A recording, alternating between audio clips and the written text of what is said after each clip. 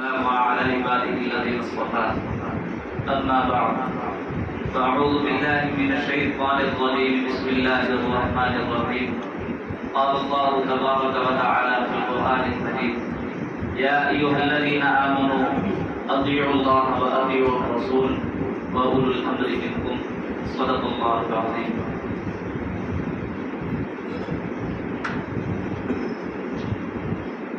ہر دور میں حضور علیہ الصلوۃ والسلام کے دنیا سے پردہ فرما جانے کے بعد نئے انداز میں انسانوں میں سے ہی فرقہ پرست ٹولے پیدا ہوتے ہیں. حضور علیہ الصلوۃ والسلام کے پردہ فرما جانے کے بعد خلیفہ بلا فاصلہ امیر المومنین سیدنا ابوبکر صدیق رضی اللہ تعالیٰ عنہ کے دور میں منکرین زکوٰۃ کا ایک بہت بڑا ٹولہ پیدا ہوا اور ان کے خلاف سیدنا صدیق اکبر رضی اللہ تعالیٰ عنہ نے جہاد بھی کیا. اور اسی طریقے سے تاریخ کے اوقات کو پلٹتے چلے جائیں تو ہر صدی میں سینکڑوں ہی فتنہ پرست لوگ نظر آئیں گے. تو میں آپ کو جس نقطے اور پوائنٹ کی طرف لے کے جا رہا ہوں وہ ہمارے اس دور کا جو سب سے بڑا فتنہ ہے وہ ایمان کے ڈاکو جو بیٹھے ہیں وہ سب سے بڑا فتنہ ہے جو لوگوں کے ایمان خراب کر رہے ہیں. ان میں سب سے بڑا فتنہ غامدی کا فتنہ ہے. حالیہ گزشتہ دنوں میں ماہ رمضان جب سے شروع ہوا دارالفتاؤ میں حضرات مفتیان اکرام کے پاس اور سوشل میڈیا میں اس قسم کے بہت سے سوالات رہے کہ حضور علیہ الصلوۃ والسلام نے تراویح پڑھی تھی نہیں پڑھی تھی, ٹھیک ہے, یہ فرض کا درجہ رکھتی ہے کہ نہیں رکھتی, یہ حضرات صحابہ کرام کی سنت ہے, نبی کی سنت ہے, ٹھیک ہے جی. جب حضور علیہ الصلوۃ والسلام کے دور میں اہتمام نہیں ہوا تو ہم کو اس کا اہتمام کریں. اس قسم کے جو سوالات ہیں ان کی ابتدا اور آغاز جہاں سے ہوا وہ یہ غامدی کے ایول ٹاک سے ہوا. اچھا, آپ حضرات بڑی توجہ سے دیکھ رہے ہیں ماشاءاللہ. ایک بات اور گوش گزار کرتا چلا جاؤں, یہاں پر بہت سارے لوگ یہ بھی سوچ رہے کہ مولوی کا کام ہے اسی کا دین سناتا, سانو نماز کلمہ زکات دے خدائے سناتا باتیں پتہ نہیں کی اپنی رہ کے بیٹھے ہیں. کئی لوگ اعتراض کرتے ہیں تو بھائی بات یہ ہے کہ جس چیز کی جس کو سوجھ بوجھ ہوئے گی وہی بتائے گا. اور حضور علیہ الصلوۃ والسلام نے تو ویسے ہی اللہ پاک نے خود کہا کنتم خیر امۃ اخرجت للناس.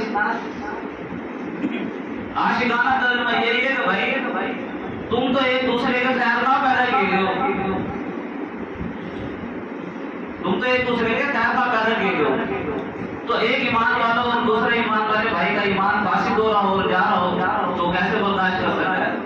اسی لیے یہ مولویوں کا یہ کام ہے کہ آپ حضرات کو ان ایمان ڈاکٹروں کی علامات بتا دی جائیں کہ آپ انہیں ایمان کے خیال کریں, ٹھیک ہے نا جی. تو آئیے بات کی طرف. تو یہ غامدی کا فتنہ یہ بہت بڑا فتنہ ہمارے دور کا ہے اور اس وقت یہ ہماری نوجوان نسل کو ایک گمراہی کی طرف لے کر جا رہا ہے. مختصراً اس نے کہا کہ جناب میری تو سمجھ سے بالا تر ہے, ایک مینٹلی لیول ہوتا ہے اپنا, میری تو سمجھ سے بالا تر ہے کہ حضور علیہ الصلوۃ والسلام کے دور میں تو جماعت ہی نہیں تراویح کی, ٹھیک ہے, اگر ہوئی بھی تو چلتے ہوئی ہے, اس کے بعد جانا یہ صحابہ نے اپنا طریقہ نکال لیا, نعوذ باللہ من ذالک, ٹھیک.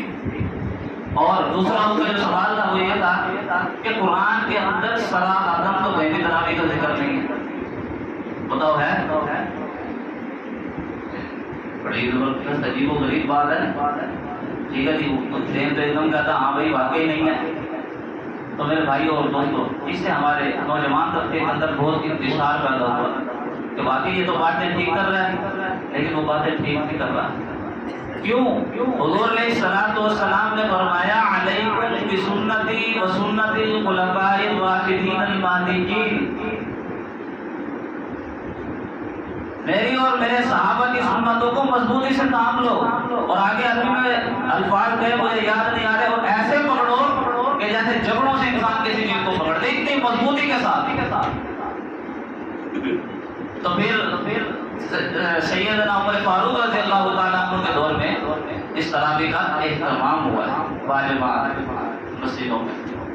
आइए, हुजूर अलैहिस्सलाम ने तरावी पढ़ी या ना पढ़ी, उसके इस सवाल का जवाब आप हज़रात की समातों की नज़र इसलिए कि आम तौर पर भी चौकों में, चौराहों में, अवामी मजलिसों में आजकल ये बहस मुबाहिस हो रहे हैं और सोशल मीडिया में बहुत ज़्यादा हो रहे हैं।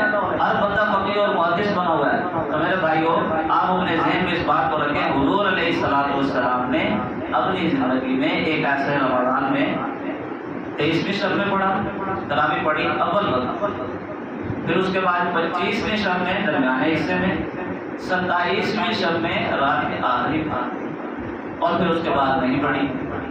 क्यों नहीं पढ़ी? इसी खदशे से कहीं मेरी उम्मत पर फर्ज ना कर दी जाए। अगर फर्ज हो गई तो हुजूर को पता था मेरे उम्मत भी ऐसे आएंगे जो ये पढ़ ही नहीं सकेंगे, वो तो खैर उनको का जमाना था। तो फिर हुजूर अलैहिस्सलाम के हयात मुबारक के अंदर मस्जिद नबवी शरीफ के अंदर हज़रात सहाबा इकराम 2-2, 4-4, 6-6, 8-8, 10-10 की टोलियां बना के वो इस तरीके से तरावी का इहतमाम करते थे। कहीं भी सियाह सित्ता की तमाम किताबों में, तारीख की जो मोतबर रिवायात है उनमें कहीं ऐसा नहीं है कि हुजूर अलैहिस्सलाम ने उस पर उकताहट महसूस की हो या किसी भी साहबी को कहा कि भैया तुमने क्या काम शुरू कर दिया, बल्कि इस पर खुशी का इजहार किया, सबूत था। और शरीयत में ना जहाँ सबूत आ रहे हैं ना वो रज़ामंदी की अलामत होती है, निकाह का भी यही है। तो मेरे भाइयों और दोस्तों, हुजूर अलैहिस्सलाम के इस अमल से पता चलता है कि तरावी एक मुबारक अमल है और हुजूर अलैहिस्सलाम ने इस पर जो सबूत इख्तियार किया है वो इसमें रज़ामंदी थी। और आज का अगर कोई स्कॉलर कहते हैं कि मैं मजहबी स्कॉलर हूँ और इसका कुरान में सराहतन कहीं कोई इज्जत नहीं, तो याद रखें वो रसूलुल्लाह के सहाबा का भी बागी है और रसूलुल्लाह की शरीयत का भी बागी है। आइए दूसरा सवाल। इसके बाद जनाब सैयद हुजूर अलैहिस्सलाम के पर्दा फरमा जाने तक ये अमल होता रहा है। मुतफर्रिक़ हज़रात तरावियां पढ़ते रहे। फिर सैयदना सिद्दीक़ अकबर रज़ियल्लाहु ताला अन्हु का दौर आया, उसमें भी ऐसे ही पढ़ते रहे, क्योंकि उस दौर में फितनों ने बड़ा सर उठाया और उनका असल खिलाफत भी मुख्तसर है, कम हो गए 2 साल है। फिर उसके बाद सैयदना फारूक आज़म रज़ियल्लाहु ताला अन्हु का दौर आया, उसमें सैयदना उमर फारूक रज़ियल्लाहु ताला अन्हु ने तमाम सहाबा इकराम को इकट्ठा करके मस्जिद नबवी शरीफ के अंदर एहतमाम से तरावी का प्रोग्राम बनाया। और गालिबन सैयदना उबई इब्न कअब रज़ियल्लाहु ताला जो कुरान के ज़बरदस्त कारी थे उनको इमामत के लिए मुकर्रर किया, और उनके पीछे जो सामे, जिसको हम सामिया कहते हैं, वो हज़रत सैयदना तमीमदारी रज़ियल्लाहु ताला को मुकर्रर किया। और ये जनरल नॉलेज का सवाल है कि इस्लाम के तरावियों में सबसे पहले कारी कौन थे? सैयदना उबई इब्न कअब। और इस्लाम के तरावियों में सबसे पहले सामे हज़रत तमीमदारी रज़ियल्लाहु। ठीक हो गया जी। तो ये सैयदना उमर फारूक रज़ियल्लाहु ताला अन्हु ने इस अमल को एक प्रोग्राम दिया। अब आई बात ये तो सहाबा का अमल है, हुजूर ने तो किया ही नहीं। देखिए ज़हन में तो बात आती है ना, भाई हुजूर ने तो ऐसे किया नहीं, तो फिर सहाबा ने किया ऐसे। हम क्यों करें? कुरान में तो सराहतन जिक्र नहीं है। अगर सहाबा ने ऐसा किया तो हमारे लिए हुजूर अलैहिस्सलाम का फरमान आलिशान मौजूद है, अलैकुम बिसुन्नती व सुन्नतिल खुलफाए राशिदीन अल महदीयीन, कि मुसलमानों मेरी और मेरे सहाबा की सुन्नतों को मजबूती से पकड़ लो। ठीक है। अब अगर ये सहाबा की ही सुन्नत है और कुरान में जिक्र नहीं भी है तो हुजूर का फरमान आलिशान तो है ना भाई। तो हमें चाहिए कि जो इस वक्त में ये फितना परस्त लोग तरावी के खिलाफ, तरावी के मुनकिर हैं, उनकी ऐसी बातों में कान न धरे जाएं और अपने ईमान की खैर बनाई जाए। और ये इसका जो सबसे बड़ा चैनल है वो कादियानियों का रोजनामा अल फजल के नाम से शायद होता है, उसमें इस चीज़ को बड़े बहस और मुबाहिसा दिया गया है। और सोशल मीडिया पे अल फजल इंटरनेशनल के नाम से इनका चैनल भी है और पेज भी है। आप तमाम हज़रात इससे परहेज भी करेंगे, उसको फॉलो ना करें। ठीक है जी।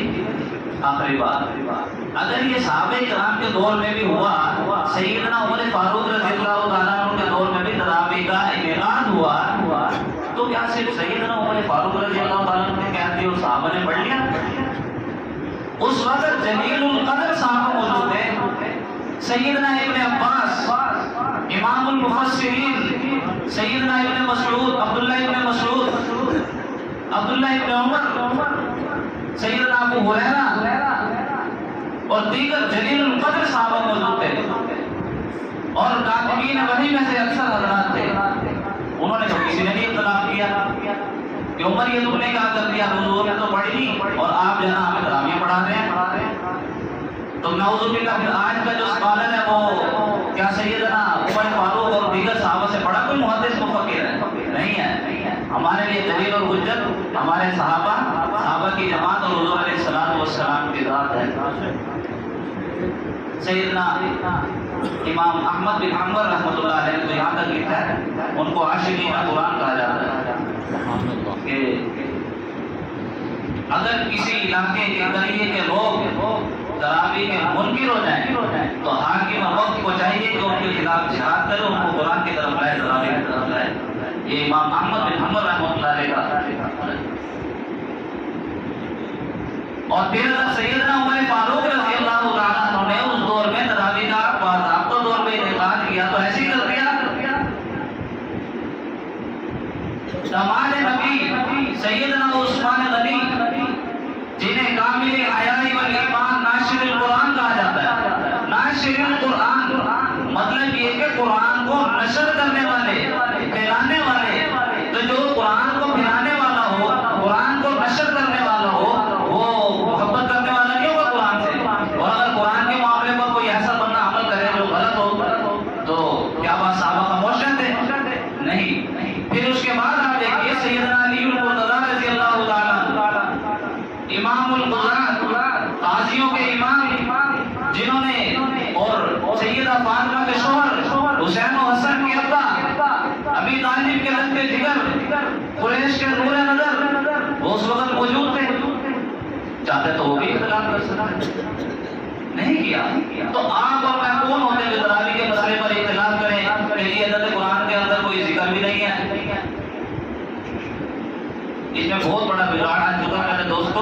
اسی طریقے سے اگر ہم ان باتوں کو چھوڑتے چلے جائیں گے تو دین کا بہت بڑا حصہ ہم کھو بیٹھیں گے. مجھے خود ایک میرے دوست نے کہا حافظ صاحب آپ پتہ نہیں کس لائن پہ لگتے ہو، آپ نے پتہ نہیں کیا کیا باتیں شروع کر دی ہیں. اللہ پاک نے تو قرآن میں بس فرمایا یا ایھا الذین آمنوا کتب علیکم الصیام کما کتب علی الذین من قبلکم لعلکم تتقون. اے ایمان والو تم پر روزے فرض کر دیے گئے جیسے تم سے پہلے لوگوں پر تھے تاکہ تم متقی ہو جاؤ. تراویح کا تو کوئی ذکر ہی نہیں ہے، یہ تو نفلی عبادت ہے، اس کا صراحتاً کوئی ذکر نہیں ہے. تو بھائی یہ بتاؤ قرآن کے اندر ہے نا یہ تو کہا فنکحوا، امر کا صیغہ استعمال کیا اور کہا کہ نکاح کرو. کہا نکاح کرو. تو ولیمے کی ارتکاب میں صراحتاً نہیں ذکر ہو کہ مسلمانوں نکاح کے بعد ولیمہ بھی کرو. ولیمہ تو نبی کی سنت ہے بھائی. اگر آج کا نوجوان یہ بات کہتا ہے نا کہ بھائی نکاح کا روزے کا تو صراحتاً ذکر ہے اور تراویح کا نہیں، تو پھر نکاح کا بھی صراحتاً ذکر ہے، ولیمے کا نہیں. پھر آپ کی شادیاں ہوں تو نکاح کر کے اپنی زوجہ محترمہ کو گھر لے آئے اور ولیمہ نہ کریں. جو بھی پوچھے اہل خانہ میں سے رشتہ داروں میں گواہی صراحتاً تو کہیں بھی ذکر نہیں ہے، اس لیے ہم نے کیا ہی. ٹھیک ہے، ایسے بہت سارا حصہ ہم دین کا کھو بیٹھیں گے. اور سیدنا عمر فاروق جنہیں مراد خدا کہا جاتا ہے، زمین پہ عمر فیصلہ کرتا ہے، اللہ قرآن بنا کے اتار دیتا ہے. زمین پہ عمر نبی کی درخواست میں اپیل پیش کرتے ہیں، اللہ اسے قانون بنا دیتے ہیں. تو میرے دوستوں ہمیں ان باتوں پر کوئی کام نہیں کرنے چاہیے. اور سب سے بڑی بات اور دلیل یہ ہے، آخری بات، کہ جب سیدنا عمر فاروق رضی اللہ تعالیٰ عنہ نے اس تراویح کا باضابطہ طور پر انعقاد کیا تو اس پر سیدنا علی المرتضی رضی اللہ تعالیٰ عنہ کے تاریخی جملے موجود ہیں کتابوں میں. فرمایا کہ نور اللہ لک مرقدک ابن الخطاب، نور اللہ لک مرقدک ابن الخطاب، کہ اے خطاب کے بیٹے اللہ تیری قبر کو منور کر دے.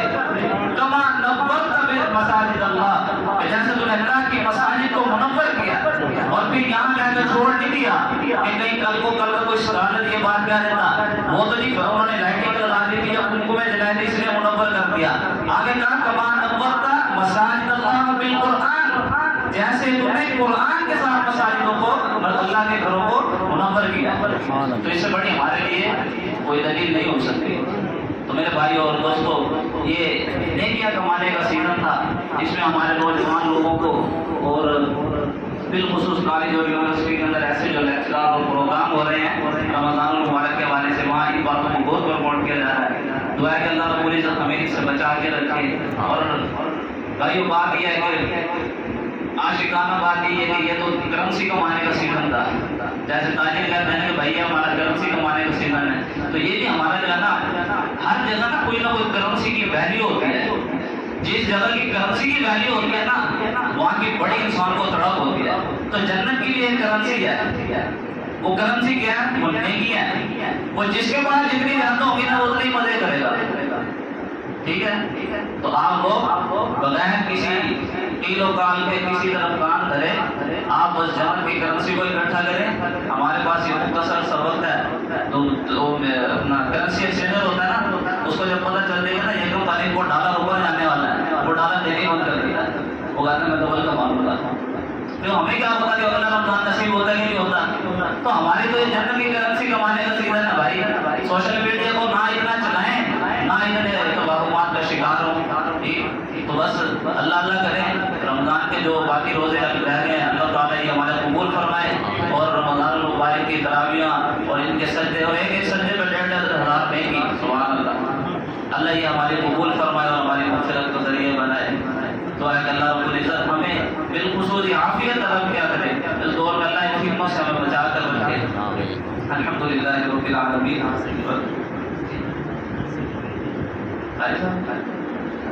بھائی اپنے یہ مدرسہ نعمت الرحیم کے لیے جو قاری صاحب کو مدرسہ اس کے لیے